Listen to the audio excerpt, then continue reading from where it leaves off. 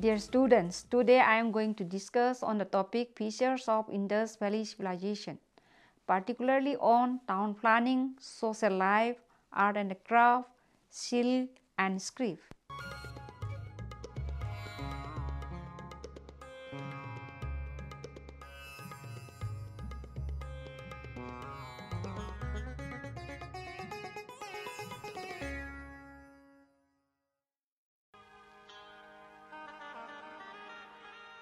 The expression of the settlements of the Indus Valley civilization was accompanied by intensified and diversified cultivation of crops and animal husbandry, modification of settlement pattern, technological development in craft and economic specialization, increased trade and exchange spurred by new forms of transport fostered the establishment of linkage between settlements and ideas.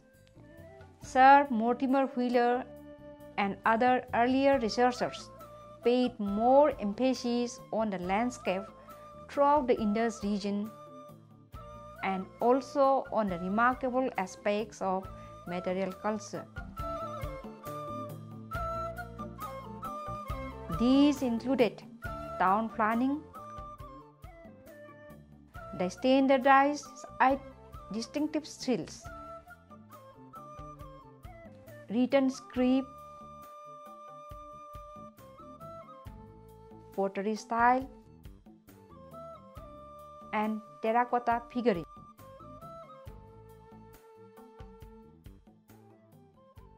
However, recent studies have noted regional and local differences in cultural elements.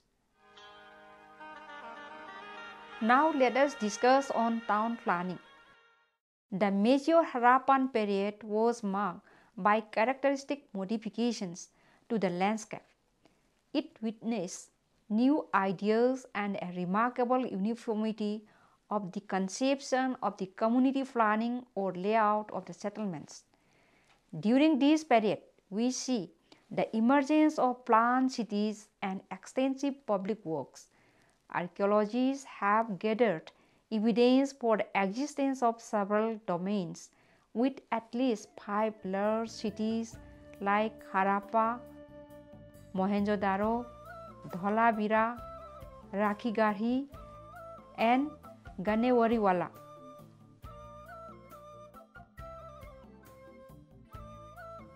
Indus cities were major centers of social, political, economic, and ceremonial life, attracting diverse people who were engaged in a variety of occupations, including agriculture and craft production.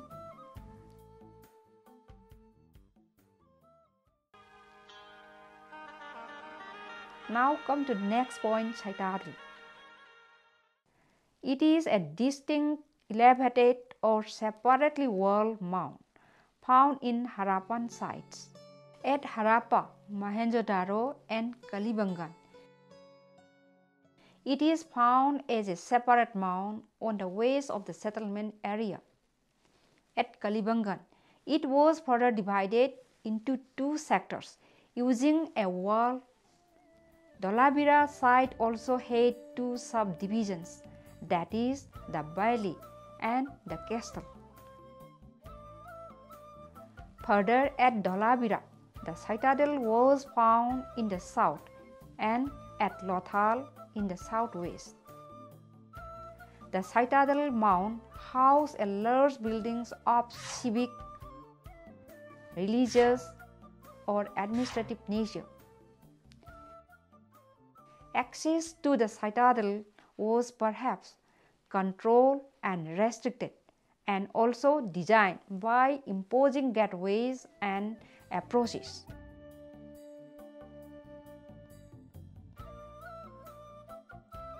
Some of the buildings on the citadel were of an unusual nature and not found in other parts of the settlement.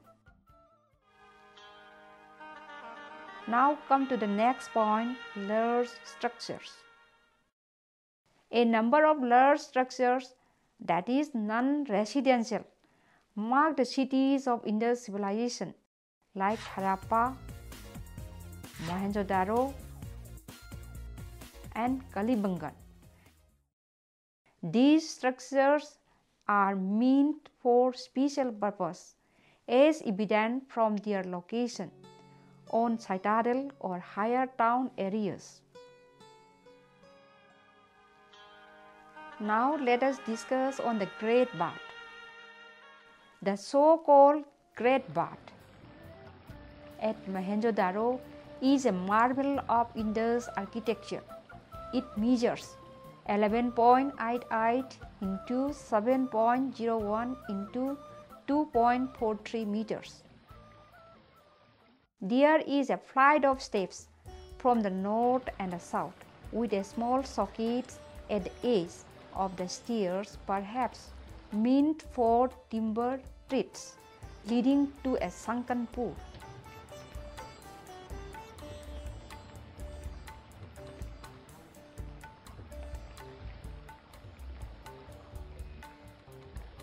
It was surrounded by porticos and a set of rooms on the eastern side. Some scholars opined that it was used for ritual bathing of kings or priests or for religious ceremonies.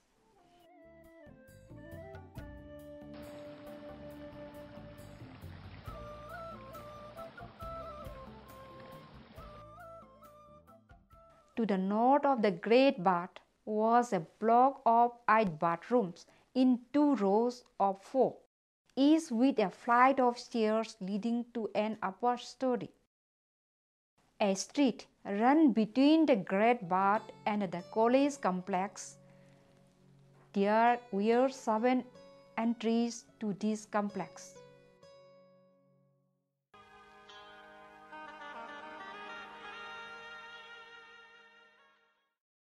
At Mohenjo-daro, a brickwork structure of 27 blocks crisscrossed by ventilation channels had been identified as a granary by Wheeler.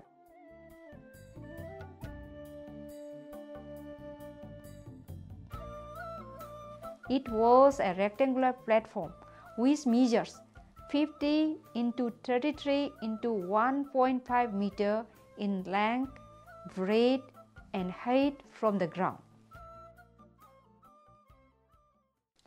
At Harappa also, a mound up between the river and the citadel, a series of mud platforms were formed.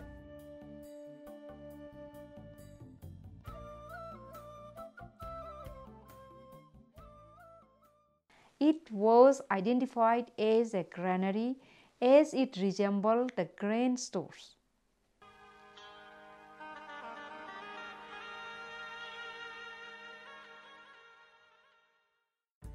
It consists of a large hall with 4 rows of 5 brick slings, upon which wooden columns were perhaps erected. In one room to the west, a seated male statue was found, which has been inferred as a shrine. Besides, 3 stone sculptures were also found in this complex. Another large building by the side of the Great Bath has been found and identified as the residence of high official.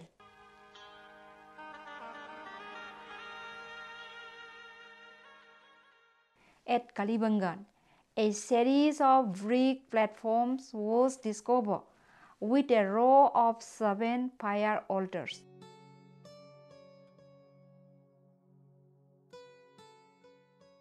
As one of them, along with a pit, contained animal bones and antlers.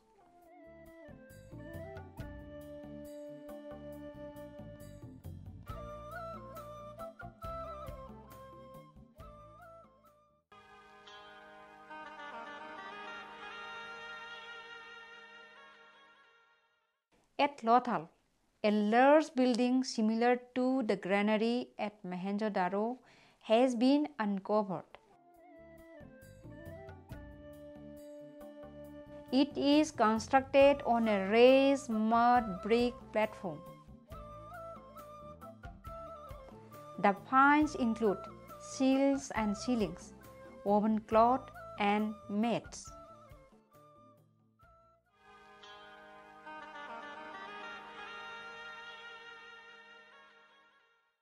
Now let us discuss first about the housing pattern. The houses varied from single room to elaborate palatial houses with up to 12 rooms, replete with a courtyard. Most of the houses were built on the same plan, with rooms around a courtyard and a bathing platform, and were made of mud brick. The houses opened onto the side lanes and not to the main streets. Even windows did not face the main streets. The existence of varying kinds of houses suggests the existence of class division and the existence of both rich and poor. The next point is about the workshops. The lower city also contained a large number of workshops, including the potter's kiln, shops of dyers, metal workers, bead makers, sail ornament workers, and so on. Then let us discuss on the drainage and sanitation. An excellent drainage system was recovered, which points towards a well-organized civic administration. Wastewater from the houses passed through chutes connected with covered public drains on the sides of the streets suggests good sanitation.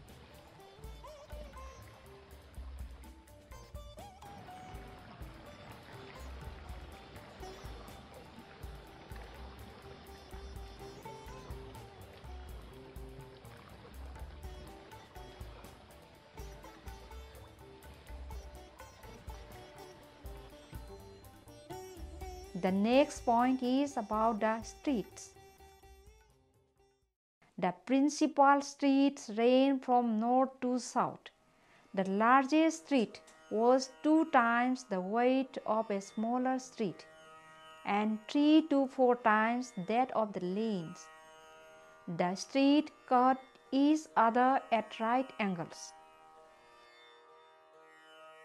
City walls. These were massive and often made of baked bricks, mud bricks, rubble or stone. They are often extremely thick, ranging from around 4 meters to 14 meters at the base of the wall around the citadel at Rapa. Now come to bricks. Sun-dried or baked bricks of a standardized size were used, showing organized production of bricks. They were generally of 2 sizes. One is measured 7 by 14 by 28 centimeters for domestic structure, and another one measures 10 by 20 by 40 centimeters for town walls and platforms.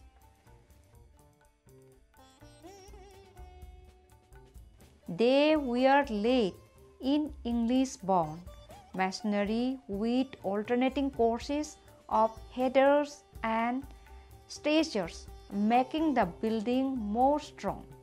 Sometimes Flemish-bound masonry was used, in which headers and stretchers alternate within each course.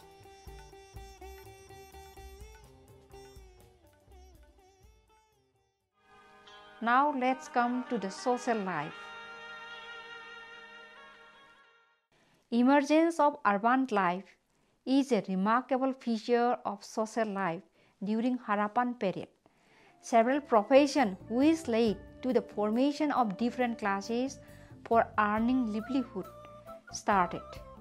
The organized social life gradually led to the origin of script.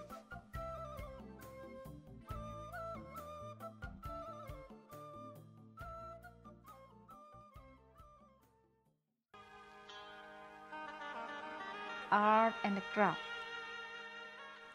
During the major Harappan phase, agriculture, pastoralism, foraging, and many crafts were transformed into highly productive activities.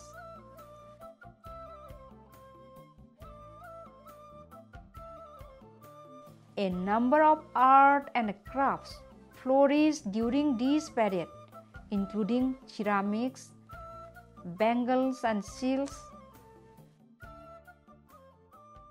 Harappan art saw a high level of technical skill and knowledge unparalleled in contemporary world. Stone technology, particularly on lapidary. Harappans were known also for their lapidary work, including steatite seals, weights, and beads from a wide variety of semi-precious stones.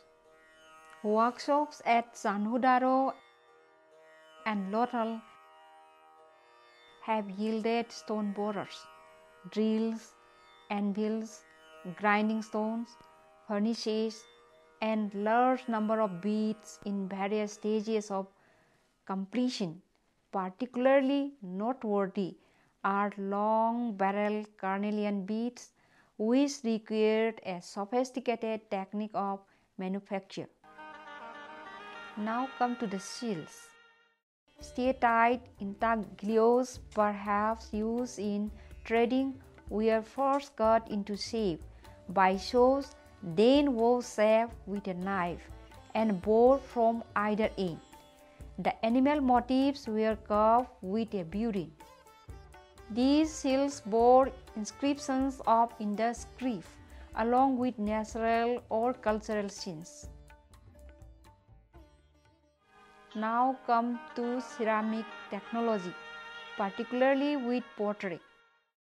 The repertoire of forms and painted decorations on pottery were distinctly uniform and standardized, though some regional variations are found. However, increasing diversification is also seen within more than 100 different types with many variations in decoration. The pottery is mostly plain with a utilitarian character, though some is treated with red or black sleeve or paint. Rare polychrome pottery is also found. Motifs include abstract geometric and natural. Indus potters were adept craftsmen who had the ability to provide many different forms and texture to the clay. Now come to terracotta. Terracotta objects include inscribed tablets, floor tiles, triangular cakes, and decorated cones. Besides, a vessel with slit and a slot for a sliding door, interpreted as a bird cage, and human and animal figurines were also found.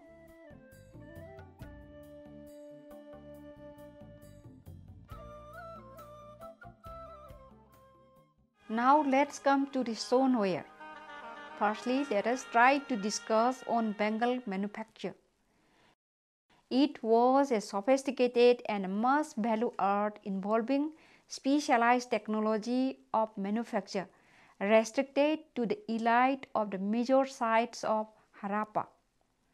It has been inferred that stoneware bangles manufactured workshops were under administration control, mainly from intentionally walled production areas. The next point is about faience.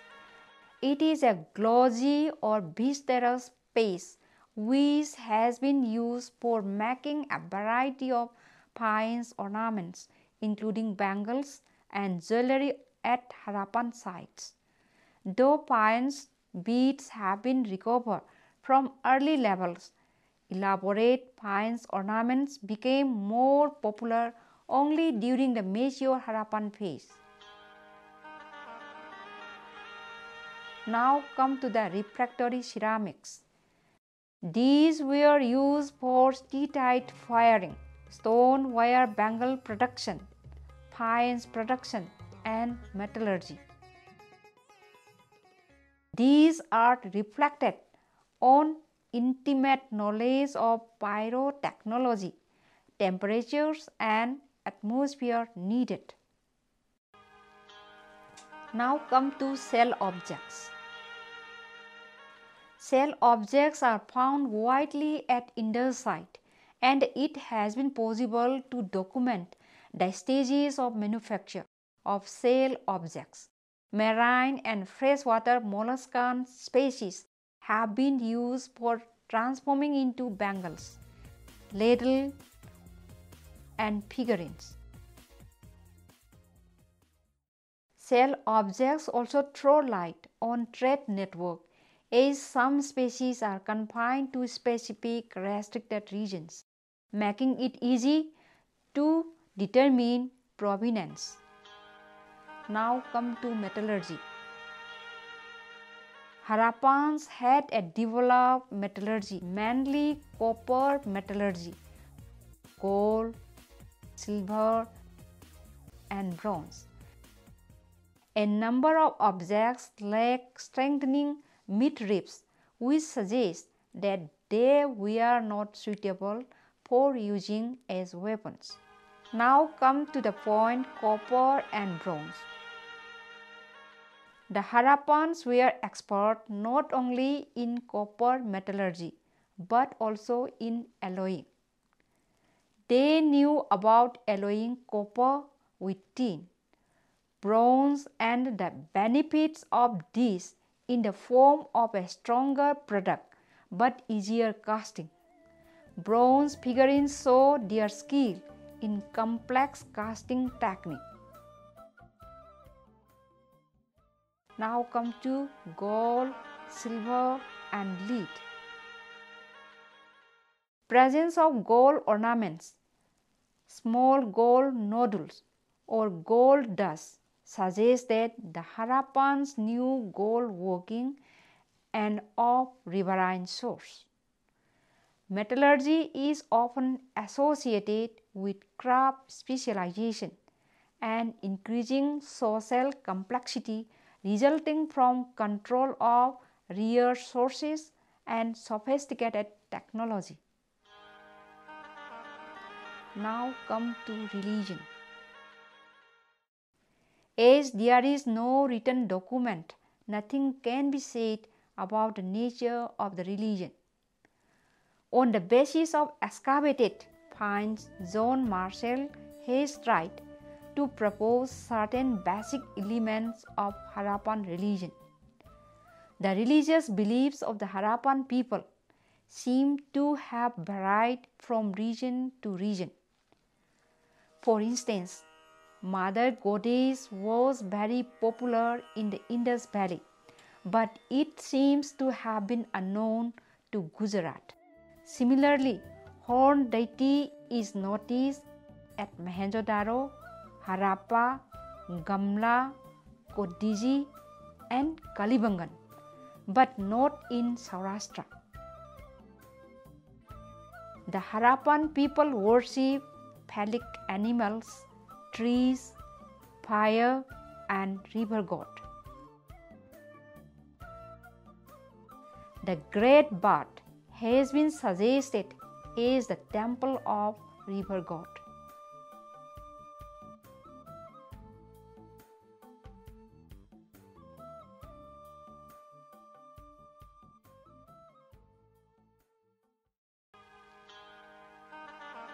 Now let's come to the Harappan script. The organized social life in the form of cities necessitated the origin of writing. At Harappa and Mohenjo-daro, a large number of seals with inscriptions have been discovered. There are two main types. The first is square with a curved animal and inscription, and the second one is rectangular with an inscription only.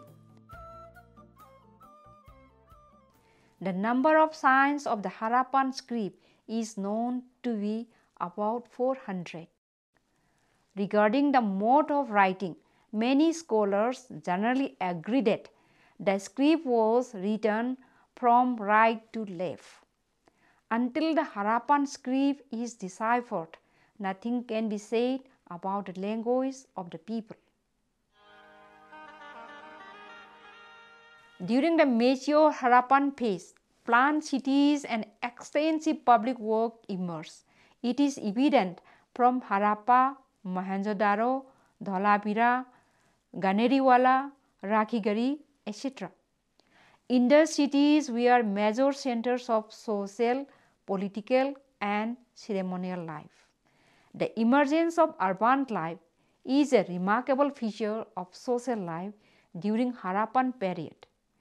Diversified agriculture and animal husbandry practices at this time led to intensification, diversification and specialization in agro-pastoral and crop economy, as well as organization of production, distribution and exchange of products. A number of arts and crafts flourished during this period, showing its high level of technical skill and knowledge. The religious belief of Harappan people seem to have varied from region to region. These people have their own script, having number of signs. According to the extent and variety of the signs, precludes the possibility of script being alphabet. But nothing can be said about this language of the people until the script is deciphered.